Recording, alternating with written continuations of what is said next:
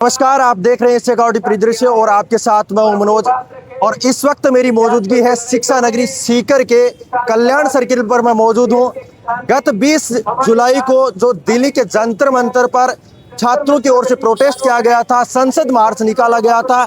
उस संसद मार्च के दौरान छात्रों के साथ मारपीट होती है और उस मारपीट के दौरान कई सारे छात्र हैं वो घायल होते हैं, कई के गंभीर चोटें आते हैं। और उस मारपीट के खिलाफ आज फिर से छात्र संगठन एसएफआई के द्वारा शिक्षा नगरी सीकर में उसके खिलाफ आवाज है वो बुलंद की जा रही है। तो आइए हम जानते हैं पूरा का पूरा जो यहाँ का प्रोटेस्ट है वो किस तरह से, क्या कुछ आप देख सकते हैं। रात जगाओ और देश जगाओ इस अभियान की यहाँ से शुरुआत की गई है। सर, ये जो देश जगाओ रात जगाओ, आखिरकार इसकी आवश्यकता क्यों पड़ी, जबकि अभी एक तरह से एक सुगबुगाहट शुरू हो गई है कि जो सोनम वांगचुक है उन्होंने अनशन है वो तोड़ दिया है, तो आंदोलन है वो कमजोर पड़ गया है। तो इस पर आपका क्या कहना है सर? ये तो आपकी समझदारी हो सकती है।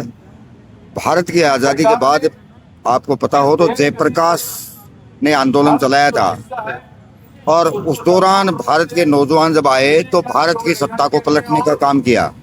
आज भारत का नौजवान कुर्सी मांगने के लिए नहीं आया है, नीट का पेपर आउट कर दिया और आउट हुआ नहीं है। भारतीय जनता पार्टी के नेताओं ने नीट के पेपर को बेच करके अरबों खरबों रुपया कमाया है और खरीदने वाले भी भारतीय जनता पार्टी के लोग ही थे। हमारे बेटे और बेटियां जो ग्रामीण इलाके के, जो गरीब के, जो मध्यम वर्ग के बच्चे थे जिन्होंने कर्जा लेकर के अध्ययन किया, उनकी जेब पे डाका डालने का काम किया। इसलिए मांग यही थी कि नीट का पेपर जो आउट हुआ है उसकी जांच करके दोषी को सजा दी जाए, दूसरा ऐसा सशक्त कानून बनाया जाए। लेकिन सत्ता में वो लोग बैठे हैं जिन्होंने भारत की आज़ादी के दौरान अंग्रेजी हुकूमत का तलवे चाटे थे, हिंदुस्तान की जनता से गद्दारी करने का काम किया था। इसलिए वो आज भी हिंदुस्तान की जनता पे रोलर चलाना चाह रहे हैं, इसलिए बोल नहीं पाए। अभी मैं तो उल्टा सवाल आपको करूंगा कि 20 तारीख को पार्लियामेंट चली, जंतर मंतर से हमारे बेटे और बेटियां फरियाद लेकर के जा रहे थे। अब भी तो इनके दो मंत्री तलवे चाट रहे हैं। उस दौरान कोई भी आ जाता और ज्ञापन लेके इनकी समस्या का समाधान करते तो वो शायद मैं समझता हूँ कि समाधान हो जाता। लेकिन सरकार ने क्या समझा, इन्होंने जिस तरह से अंग्रेजों के टाइम में जनरल डायर था और उसने भारत की जनता पे जो अत्याचार किया, फायरिंग करवाई, यही इन्होंने किया है। अबे जंतर मंतर पे भी लाठी चली, जंतर मंतर पे आंसू गैस चले, पेटागन चले, आपके पटना में आखिर गोलियां भी चलानी पड़ी इनको। ये पूरे भारत का आंदोलन बन गया है। इसलिए आपका जो सवाल है वो सवाल तो ये है कि ये वो लोग हैं जिन्होंने भारत की आज़ादी के दौरान भी हिंदुस्तान की जनता के साथ, आज़ादी के आंदोलन के साथ गद्दारी करने का काम किया है। ये इसलिए निश्चित तौर पे भारत की जनता साथ है। भारत की जनता सब जगह, कोई यहाँ पे अकेले नहीं है, पूरे हिंदुस्तान में ये आंदोलन फैल गया। न केवल विद्यार्थी और नौजवान है, समाज का हर तबका इनके साथ है और धर्मेंद्र प्रधान को इस्तीफा देने के अलावा दूसरा कोई चारा नहीं है। नरेंद्र मोदी को दिख रहा है कि मेरी गद्दी जाएगी। पहली दफा भारत का प्राइम मिनिस्टर रात की 11-12 बजे आके वो वीडियो शूट करके जनता को संदेश दे रहा है।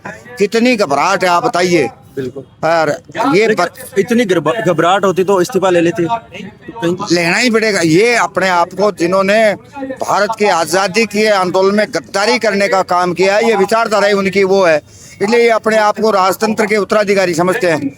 ये प्रजातंत्र है, ये जनता सड़कों पे आएगी। ये इस्तीफा लेंगे कि नहीं लेंगे, लेकिन पड़ोसी देशों में जिस तरह से वाह, मुझे कहने की आवश्यकता नहीं, ये उस स्थिति आने की नौबत पैदा कर रहे हैं भारत में, तो उसके लिए इनको ही पछताना पड़ेगा। तो अगर वैसी स्थिति होती तो वो देश के लिए फायदेमंद थोड़ी होता सर? नहीं, लेकिन ये देश के लिए ये फायदेमंद है यदि आपकी नजरों में है कि हमारी बेटियों को नोचा जाए, उन पे लाठियां चलाई जाए, आंसू गैस चलाया जाए, हमारे बेटों को मारा जाए, गोलियां चलाई जाए, ये आप लोगों की नजर में ठीक है? नहीं, तो मैं समर्थन नहीं करता हूँ, मैं सवाल है सवाल तो ये है कि ये स्थिति पैदा करने के लिए देश के नौजवान जिम्मेदार नहीं है, ये पैदा करने के लिए भारतीय जनता पार्टी और आरएसएस के लोग जिम्मेदार है, जो फरियाद सुनते नहीं है। 13 महीने तक किसान की फरियाद नहीं सुनी, आज हमारे बच्चों की फरियाद नहीं सुन रहे हैं। पूरे भारत को आंदोलन में झकोट दिया, पूरे भारत को गृह युद्ध की स्थिति में धकेलने के लिए कोई जिम्मेदार है तो हमारे देश का प्रधानमंत्री नरेंद्र मोदी जिम्मेदार है। हमारे साथ शेखावाटी विश्वविद्यालय के छात्र संघ अध्यक्ष पूर्व को या मौजूदा भी कह सकते हैं, क्योंकि अभी इनके बाद में चुनाव हुए ही नहीं है, मौजूद हैं। और सबसे पहले तो आपका बहुत बहुत स्वागत है विजेंद्र जी। Thank you. शेखावाटी परिदर्शक चैनल का भी बहुत बहुत धन्यवाद साहब। कल से इस आंदोलन को एक तरह से दूसरी डायरेक्शन में ले जाने के लिए बड़ी बड़ी नामचीन जो हस्तियां हैं, वो सलमान खान है, वो बोल रहे हैं कि ये बच्चों घर चले जाओ है। उसके बाद सचिन तेंदुलकर कह रहे हैं, और रात को सोनम वांगचुक है, उनका भी अनशन है वो तुड़वा दिया गया। तो एक तरह से ये सुगबुगाहट शुरू हो गई थी कि आंदोलन है वो कमजोर पड़ गया है। लेकिन शिक्षा नगरी सीकर में ये रात जगाओ देश जगाओ, इसकी शुरुआत और इसके पीछे क्या मैसेज और क्या मोटिव है? जो बड़ी बड़ी हस्तियों की बात कर रहे हो, बड़ी बड़ी हस्ती तो मोदी अपने आप को भी बहुत बड़ी हस्ती मानता था, लेकिन इस छात्र समुदाय के सामने छात्रों का जो विरोध है उसके सामने भी उसको रात के 12 बजे फेसबुक इंस्टाग्राम के ऊपर लाइव आना पड़ रहा है। तो इस बात से आप अंदाजा लगा सकते हैं कि विद्यार्थी आंदोलन है और अपनी जायज मांगों को लेकर के है। विद्यार्थी कितनी हस्तियों को आगे कर दे, विद्यार्थियों से बड़ी कोई हस्ती नहीं है। यह बढ़ाने वाला हस्ती विद्यार्थी है और ये मिटाने वाला भी हस्ती है, वो विद्यार्थी है, युवा है। और आज युवा देश का भविष्य है, इसलिए युवा के सामने कोई भी हस्ती नहीं टिकेगी। जो युवाओं की मांग है उस मांग को मानना पड़ेगा। अगर सरकार इस्तीफा नहीं लेती है तो उस पे आप लोगों का क्या स्टैंड रहेगा? इस्तीफा नहीं लेने का कोई सवाल ही नहीं है। हो सकता है उसमें कुछ वक्त लग सकता है, जैसे किसान आंदोलन के अंदर 13 महीने का वक्त लगा था, उस प्रकार से 20 जुलाई को हमने संसद मार्च किया था। 20 जुलाई में जो दमन हुआ, सरकार को तो यह भी नहीं पता था कि इतनी संख्या के अंदर लोग आएंगे क्या, इतनी संख्या के अंदर छात्र समुदाय आएंगे क्या। इसलिए 70 दिन के अंदर तो उन्होंने बात नहीं की। सरकार के मंत्री आ रहे हैं, न्योता दे रहे हैं बात का, इतने दिन तो मोदी लाइव नहीं आए, तो इसलिए नहीं देने का तो कोई सवाल नहीं है। लेकिन धर्मेंद्र प्रधान जब इस्तीफा देगा तो देश के विद्यार्थियों को ये लगेगा, ये मैसेज आएगा कि कम से कम सरकार ने जवाबदेही ली है। जो शिक्षा मंत्री था, जो हर प्रकार की जो नीतियां बनाता है, किस प्रकार का शिक्षा तंत्र चलना है, उनको जवाबदेही देते हुए विद्यार्थियों को यह भरोसा होगा कि सरकार है वो इस सिस्टम में सुधार करेगी। यह विश्वास विद्यार्थियों को होगा। आने वाले समय में भी अगर सरकार की इस प्रकार की नीतियां होंगी तो उनका विद्यार्थी डटकर मुकाबला करेगा।